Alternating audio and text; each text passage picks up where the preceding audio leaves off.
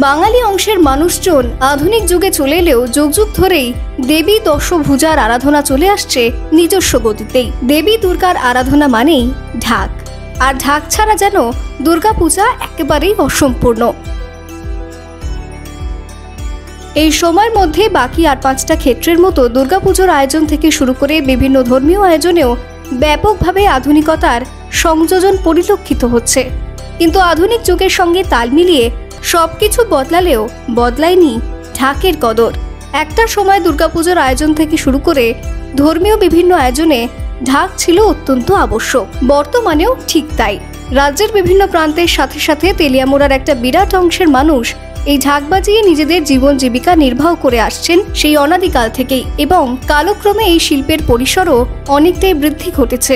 সামনেই দুর্গাপূজা, আর তেলিয়ামুড়া পৌর পরিষদের 3 নং ওয়ার্ডের সুকান্তপল্লী এলাকার বাসিন্দা তথা পেশায় ঢাকি বলরাম ঋষি দাস বিগত 30 থেকে 40 বছর যাবৎ বিভিন্ন ধর্মীয় অনুষ্ঠানে ঢাক বাজিয়ে নিজের জীবন জীবিকা অতিবাহিত করে আসছেন।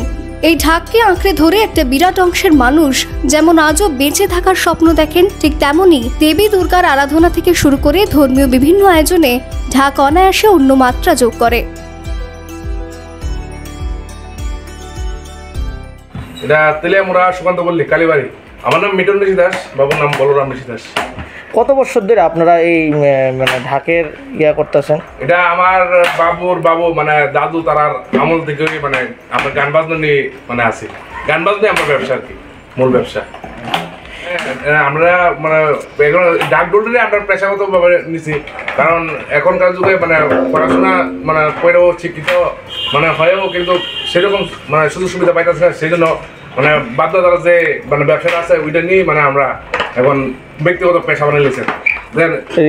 মানুষের দিন দিন মানে চাহিদা বাড়ে, সবকিছুর চাহিদা বাড়ে, কিন্তু বিগত কিছু মানে বছর যাবৎ ঢাকডোলের চাহিদা দিনে দিন কমতেছে।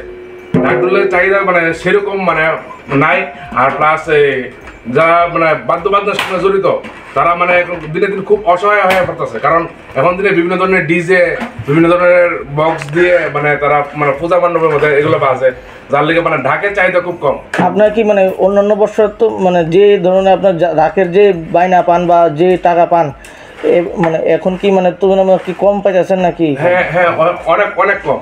যে জায়গাতে 20,000 25,000 সে জায়গা কয় 10,000 12,000, হাইয়েস্ট গেলে 15,000, এর বেশি হয় না। সংসার প্রতিপালন করতে তো সমস্যা হচ্ছে, কারণ দিনের দিন যে জিনিসপত্রের যে চাহিদা, জিনিসপত্রের যে দাম, দ্রব্যমূল্যের এত মানে দাম, সেই সবকিছু মানে চিন্তাধারা করে অ্যাডজাস্টমেন্ট করে নিয়ে মানে এটাই নিয়ে আছে আর কি।